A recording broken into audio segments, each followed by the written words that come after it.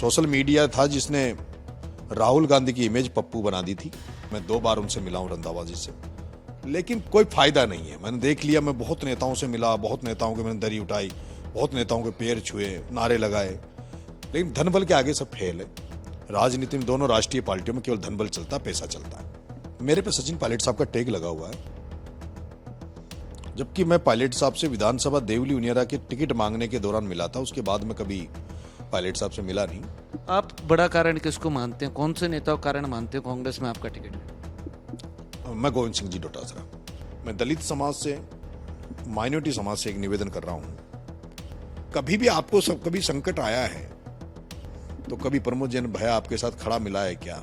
अब ये तय अंता की जनता करेगी कि उनको किस तरह का एमएलए चाहिए। वो नरेश मीणा जिसके साथ हजारों युवा होने के बावजूद भी जयपुर की राजधानी में आज भी किराए के मकान में रहता है, उस नरेश मीणा, ईमानदार नरेश मीणा को पसंद करेंगे या उस भ्रष्टतम मंत्री प्रमोद जैन भाया को पसंद करेंगे जो पहले पीडब्ल्यूडी मिनिस्टर पहले दौर में था, तब वो इसलिए हट गया क्योंकि उसमें भ्रष्टाचार के आरोप लगे, दोबारा खान मंत्री बना, पूरे राजस्थान में नारे लगने लगे, पूरे राजस्थान में पूरी सरकार बदनाम हो गई। भरत सिंह कुंदनपुर एक ईमानदार सिद्धांत की राजनीति करने वाले बेचारे कहते कहते मर गए। अगर मेरी किताब का पन्ना बंद हो गया तब समता ही नहीं बची। कब तक अपने घर को फूंक कर राजनीति करूं, अपने बच्चों को दुख देखकर राजनीति करूं? अगर रिजल्ट पक्ष में नहीं आया, हार जीत होती रहती है, हार जीत मायना नहीं रखती, लेकिन कहीं ऐसा कुछ हुआ अगर ज्यादा है मेरे लिए तो शायद फिर मैं सहन नहीं कर पाऊंगा। फिर मैं, मेरे लिए टूटने के अलावा मेरे पास कुछ बचेगा नहीं। हमारे साथ नरेश मीणा है। नरेश मीणा पिछले 2 साल में तीसरा विधानसभा चुनाव लड़ने जा रहे हैं और जिस तरह आंदोलन की राजनीति नरेश मीणा की रही है, वो लगातार कहते आए कि हाड़ौती को आजाद कराने की मेरी लड़ाई है। नरेश जी, अंता से आपने निर्दलीय ताल ठोकी है, किस तरह की जंग है आपकी? क्योंकि लगातार हमने आंदोलन में भी आपको सुना कि हाड़ौती में जो राजनीतिक छत्रप है उनका छत्रप खत्म करने की मैं जंग लड़ रहा हूं। मैंने नागर साहब 12 से जाके राजस्थान विश्वविद्यालय में जब पढ़ने के लिए कदम रखा था, तब से मैं राजनीति में हूं। वहां भी मैंने ये लड़ाई लड़ी है और हाड़ौती में मैं ये लड़ाई लड़ रहा हूं, क्योंकि मैं पूर्वी राजस्थान और पश्चिमी राजस्थान को देखता हूं तो मुझे दुख होता है कि मैं उस हाड़ौती में हूं जहां किसानों के बच्चे केवल खेतों से बाहर नहीं आ पा रहे हैं और दूसरे व्यापारी सोच के लोग यहाँ राजनीति पे कब्जा करके बैठे हैं और वो किसानों का भी शोषण करते हैं, आम जनता का भी शोषण करते हैं और वो केवल घर भरने की और जेब भरने की राजनीति करते हैं। तब मुझे एक जागरूक नागरिक होने के नाते, जागरूक किसान का बेटा होने के नाते मेरा ये फर्ज बनता है कि ऐसे लोगों को मैं हटाकर राजनीति से, गंदे लोगों को, लूटमार करने वाले लोगों को राजनीति से हटाकर मैं अच्छे लोगों को, किसान कौमों को आगे लाके आऊं। और अभी जब अंता में उपचुनाव हो रहा है, वहां भी इस तरह का उदाहरण आया है कि एक किसान का बेटा जो एमएलए था भारतीय जनता पार्टी से, उसको किस तरह से कांग्रेस और बीजेपी के इन्हीं व्यापारी सोच के लोगों ने मिलकर उसकी राजनीतिक हत्या की, उसको जेल भेज दिया, उसकी विधानसभा से निलंबित कर दिया। ऐसे में अभी उपचुनाव हो रहा है, उस चुनाव में मैं दावेदारी कर रहा हूँ, चुनाव लड़ रहा हूँ। आप कंवरलाल मीणा को लेकर भी कह रहे थे एक बड़ा षड्यंत्र कंवरलाल मीणा को हटाने के लिए हुआ, किस तरह का? बिल्कुल, ओम बिरला जी और प्रमोद जैन भाया ने दोनों ने मिलकर उनको निलंबित किया, उनको इससे हटाया विधायक से। आप कांग्रेस से टिकट मांग रहे थे, कांग्रेस से आपका टिकट कटा और जिसके बाद तमाम तरह के बयान आए। रंधावा का एक बयान आया जिसमें वो कह रहे थे कि मैं नरेश मीणा को नहीं जानता, सोशल मीडिया से नेता पैदा नहीं होते। नागर साहब, सोशल मीडिया से तो देश के प्रधानमंत्री नरेंद्र मोदी जी देश के प्रधानमंत्री बन गए थे। सोशल मीडिया था जिसने राहुल गांधी की इमेज पप्पू बना दी थी।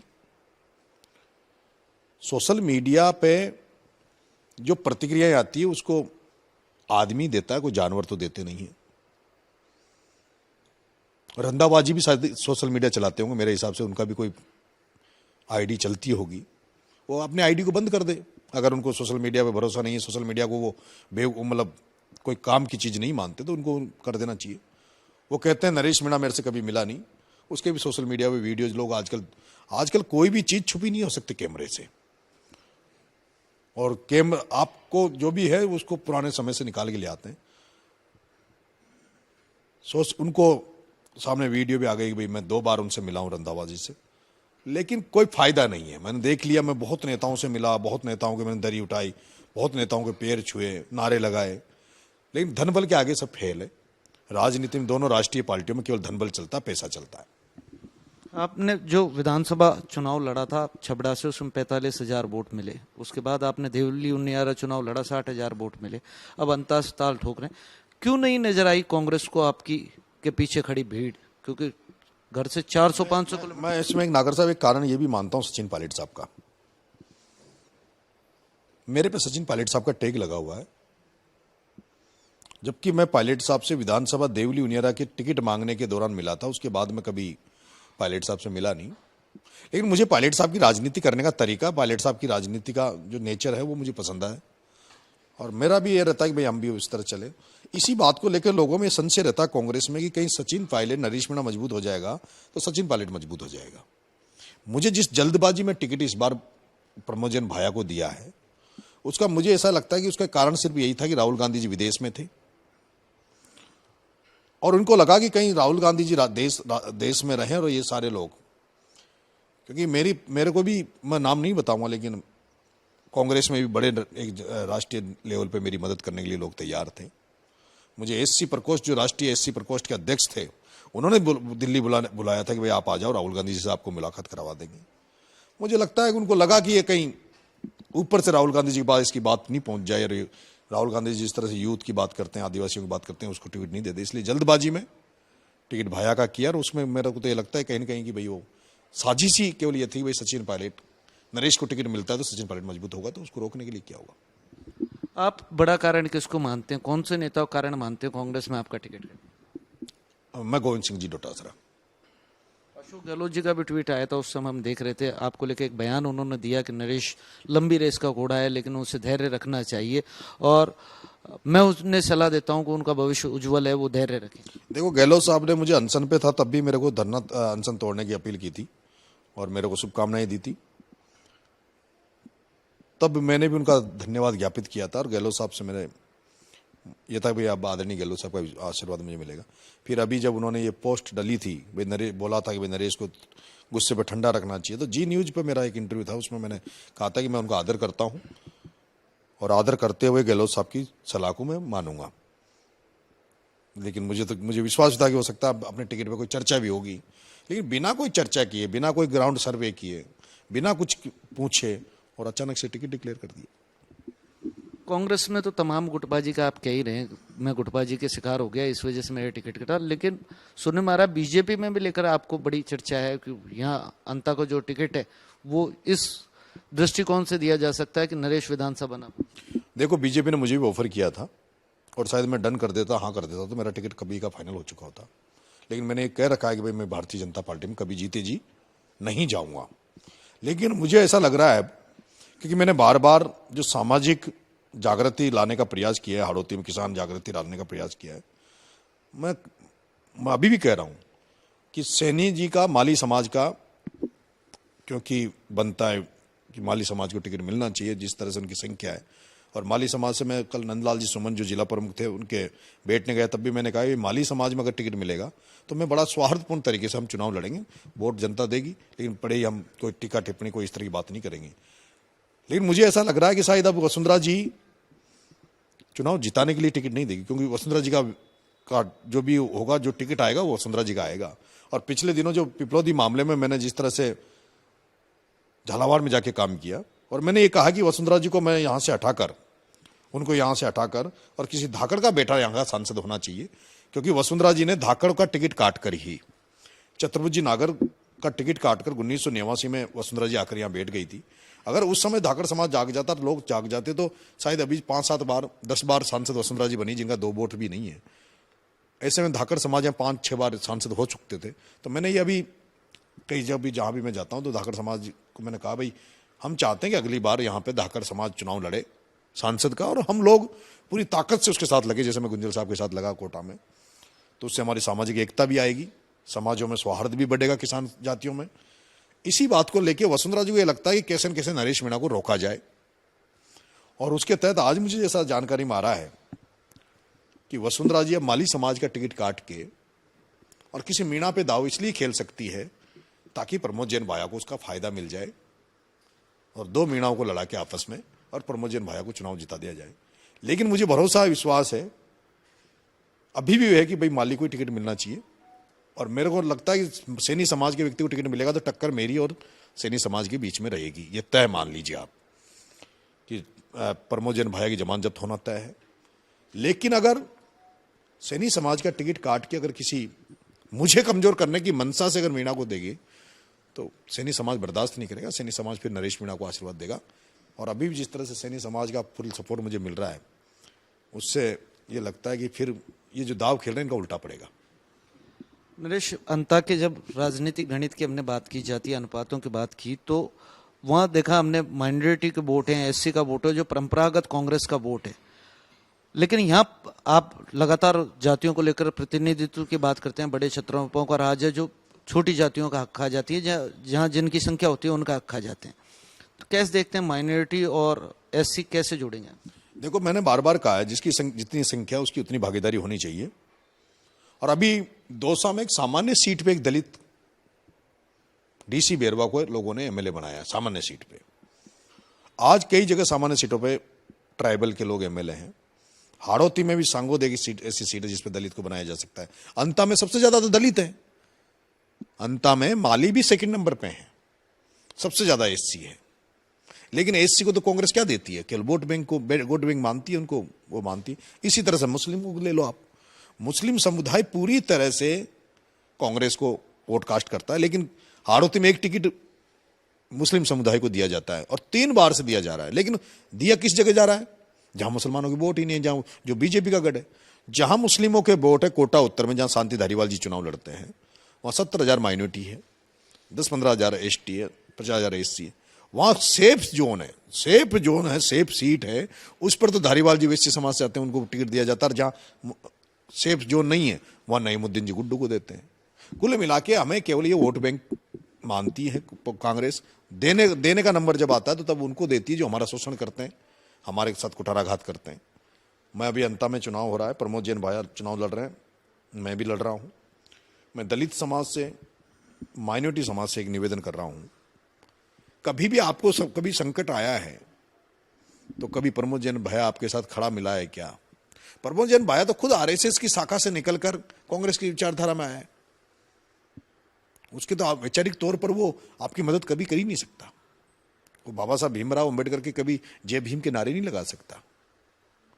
इसलिए मुझे विश्वास है कि लोग मेरी बात को समझेंगे और सारी किसान कौमें, दलित समाज, आपके माइनॉरिटी समाज, सब लोग नरेश मीणा को भरपूर आशीर्वाद देंगे। भरत सिंह कुंदन जी का भी देहांत हुआ, कांग्रेस के तमाम नेता यहाँ आए थे।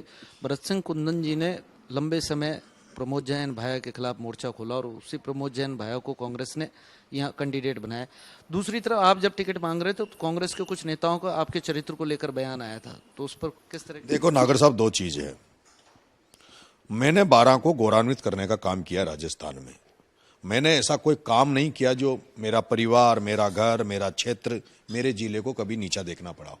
आज 12 का व्यक्ति अगर राजस्थान देश के किसी भी कोने में जाके जाएगा, कोई यात्रा पे, धार्मिक यात्रा पे जाए, कहीं घूमने जाए, वो अगर ये कहेगा कि नरेश मीणा हमारे 12 का, तो उनको गौरवान्वित महसूस होगी। और दूसरी तरफ प्रमोद जैन भाया के नाम पर अगर 12 का व्यक्ति कोई जाकर जयपुर में या कहीं भी जाकर ये कहेगा कि प्रमोद जैन भाया हमारा यहाँ का है 12 का, तो जनता कहेगी वही तो नहीं है जिसके नारे लगते हैं कि भाया रे भाया खूब खाया, जिसका प्रधानमंत्री नारे देके गया कि एक ऐसे व्यक्ति को वोट दे रहे हो जिसने पूरा राजस्थान खा गया, पूरी खाने खा गया, गौशाला खा गया, जिस पे 28 मुकदमे इस बात के लगे कि भ्रष्टाचार के, लोगों को ठगने के। वो भाया जो जब भी राजनीति में प्रतिनिधित्व की बात आती है तो 3 बार अपने घर वालों को सांसद का चुनाव लड़ाता है, खुद लड़ता है, खुद की लुगाई को लड़ाता है। वो प्रमोद जैन भाया जो जिला प्रमुख बनने का नंबर आया तो उपेंद्र शर्मा को हरवा कर एक वोट को चोरी कर अपनी घरवाली उर्मिला जैन को जिला प्रमुख बना देता। वो प्रमोद जैन भाया जो यूथ कांग्रेस का नंबर बनने का था तो कोई अच्छा लड़का यूथ कांग्रेस का जिला अध्यक्ष बनता तो उसकी जगह यूथ कांग्रेस के पद पर अपने बेटे को, यश भाया को बिठा देता है। एमएलए बनो तो प्रमोद जैन भाया, सांसद लड़ो तो प्रमोद जैन भाया की घरवाली, यूथ कांग्रेस का जिला अध्यक्ष बनो तो प्रमोद जैन भाया की। तब ये जो धाकड़, माड़ी, मीणा, गुजर, ये बाकी जो समाज है, वो जो प्रमोद जैन भाया के नारे लगाते हैं, उसके दंडवत करते हैं, उनको क्या दे रहा है प्रमोद जैन भाया? पैसा भी खुद कमाए, जिला कार्यालय कांग्रेस का कार्यालय भी घर में चलाए, ताकि उससे जो वैचारिक मतभेद रखते हैं, जो उससे वैचारिक तौर पर नहीं मिलते, वो उसके घर नहीं जा सकते कांग्रेस की मीटिंग में। अब ये तय अंता की जनता करेगी कि उनको किस तरह का एमएलए चाहिए। वो नरेश मीणा, जिसके साथ हजारों युवा होने के बावजूद भी जयपुर की राजधानी में आज भी किराए के मकान में रहता है, आज भी किराए के मकान में रहता है। एक गांव मेरे जाके देखें स्थिति क्या है।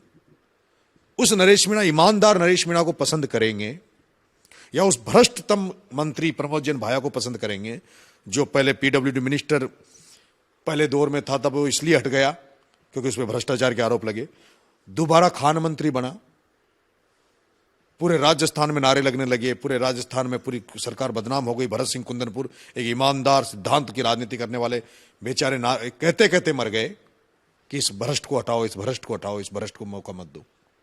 अब ये जनता तय करेगी।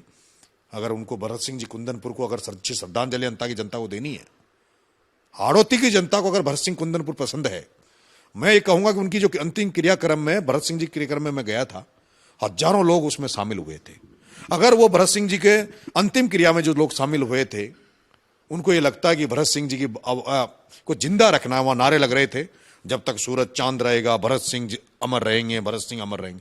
मैं उन नारे लगाने वालों से कहूंगा, आपका सपना पूरा करूंगा, भरत सिंह के सपने को पूरा करूंगा, भरत सिंह के पद चिन्हों पे चलूंगा। आप तमाम भरत सिंह जी को मानने वाले लोग अंता की धरती पे आ जाओ और इस प्रमोद जैन भाया की जमानत जब्त करा दो। 14 तारीख को नामांकन करेंगे। आपने एक, मैं सोशल मीडिया पे आपका लाइव देख रहा था, उसमें आपने अपने समर्थकों से राय मांगी थी कि किस पार्टी के साथ जुड़ के आपको आगे की राजनीति करनी चाहिए। क्या रेस्पॉन्स मिला? किन किन लोगों ने संपर्क किया? सबकी एक ही राय है कि आप भगत सिंह सेना के बैनर तरह इंकलाब नारे के साथ महान पुरुषों की फोटो लगाकर और निर्दलीय चुनाव लड़ो। आपको सब लोग समर्थन देंगे। मेरी बात हुई है, सब नेताओं से मेरी बात हुई है। राजेंद्र जी गुडा साहब, अतुल जी प्रधान सपा के विधायक आ रहे हैं, अवाना साहब जो आरएलडी के हैं वो भी मेरा पर्चा करने आ रहे हैं। बेनीवाल जी भाई साहब से मेरी रात को उनका बात हुई काफी लंबी। उन्होंने कहा कि चिंता मत करो, मैं भी तुम्हारी मदद करने आऊंगा। निर्दलीय इसीलिए लड़ रहा हूं कि सारे लोग मुझे सारे लोगों की मदद की जरूरत है, और बहुत बड़ी संख्या में लोगों ने यही कहा कि निर्दलीय लड़ो। हम सब कांग्रेस बीजेपी से जो लोग नाराज हैं, वो हम सब तमाम लोग आपकी मदद करेंगे, इसलिए निर्दलीय फॉर्म भर रहा हूं। अब देखते हैं ईश्वर क्या करता है। नरेश मीणा आंदोलन की राजनीति से निकले हैं और उनका जोश है जो हाई लेवल रहता है, इसी जोश को युवा पसंद करते हैं। 14 तारीख को किस तरह का जोश दिखेगा और कितनी संख्या की कल्पना कर रहे हैं आप? कितना आपकी नामांकन रैली में संख्या होगी? मैं केवल सोशल मीडिया के माध्यम से अपील जनता से कर रहा हूं कि आप लोग जो मुझे पसंद करते हैं, मेरे काम को पसंद करते हैं, वो मुझे आशीर्वाद देने 14 तारीख को मंगलवार के दिन अंता पधारें। हम लोग अंता में का नामांकन भरने जाएंगे। मुझे विश्वास अच्छी संख्या में लोग आशीर्वाद देने आएंगे। मुझे लगता है कि इस बार अंता के लोग, जिन्होंने प्रमोद जैन भाया को कई मौके दिए हैं, कई बार उन्होंने बना के उसको दिया है, उसने उनको क्या रिटर्न में दिया है, उसके बदले इस बार इस युवा पे, एक छात्र पे एक बार तो भरोसा 2.5 साल के लिए कर लें। अगर मैं उनके सपनों को पूरा नहीं कर पाऊं, खरा नहीं उतरूं अंता की जनता के आकलन पर, तो 2.5 साल बाद में मुझे वोट तो दूर, मुझे जब मैं उनके गांव जाऊं या कहीं जाऊं तो वो मेरे को जूते की माला पहनाने का अधिकार मैं उनको देता हूं। मुझे फूल की नहीं, मुझे जूतों की माला पहनाए। अगर मैं उनके सपनों पर, उनकी जो सोच पर अगर मैं खरा नहीं उतरूंगा, तो ये मैं अंता की जनता से कहना चाहूंगा। एक बहुत बड़ा मुद्दा नागर साहब अंता की जनता के सामने अभी मेरे पास आया 2-3 दिन में, वो है रेत का। कांग्रेस गवर्नमेंट में भी बजरी का अवैध खनन होकर और बहुत महंगे दामों पे बजरी रेत आम जन को मिलती थी। उस समय एक टोली 1500 की मिलती थी, अभी भाजपा सरकार में वो टोली 2000 की मिल रही है। और उस रेत को रोकने के लिए, आमजन को सस्ती बजरी दिलाने के लिए मैं कवाई थाने में 1 महीने तक जेल इसलिए रहा था क्योंकि मैंने प्रमोद जैन भाया का एक रेत का डंपर पकड़ा दिया था। अगर अंता की जनता मुझे मौका देती है तो ये जो बजरी माफिया, रेत के ठेकेदार हैं, इनका सबका इलाज कर दूंगा। किसानों की लड़ाई लड़ूंगा, बीमा का मामला हुआ हो, समर्थन मूल्य हो, बिजली के पानी हो। एक बार, कम से कम एक बार मुझे 2.5 साल के लिए अंता की जनता मौका दे दे।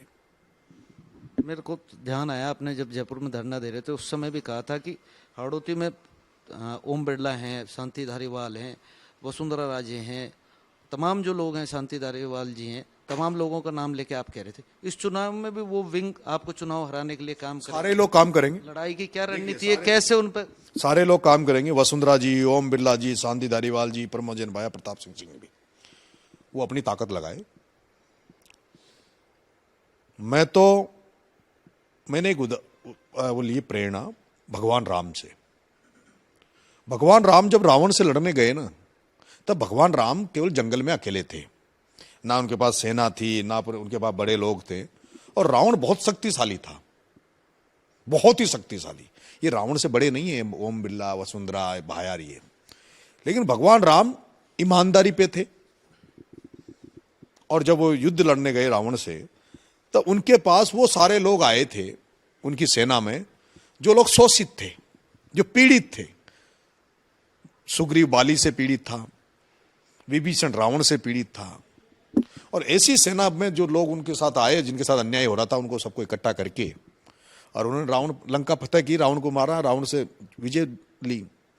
मैं भी उन कमजोर लोग, गरीब लोग, ठेले वाले, मजदूर, किसान, जो लोग शोषित है, पीड़ित है, कमजोर हैं, उनके भरोसे चुनाव लड़ रहा हूं। मुझे उन लोगों से कोई आशा नहीं जो राजनीति में काम कर रहे हैं, जो नील लगा के घूमते हैं। मुझे जो चमत्कार को नमस्कार करने वाले लोगों से ज्यादा आशा नहीं है। मुझे तो उन लोगों से आशा, उम्मीद है जो वोट देने जाते समय ये सोचते हैं कि यार ये व्यक्ति को वोट देने से हमें ये फायदा मिलेगा। उनके भरोसे चुनाव लड़ रहा हूं। वो लोग आमजन जो गरीब, उनकी दुआएं अगर मुझे मिली, उनका आशीर्वाद मिला तो चुनाव जीतेंगे। पीड़ित की बात से मुझे याद आया, करीब करीब जिन नेताओं से आप पीड़ित हैं, उन्हीं से प्रहलाद गुंजल जी भी पीड़ित थे। बात हुई इस चुनाव को लेकर, चर्चा हुई?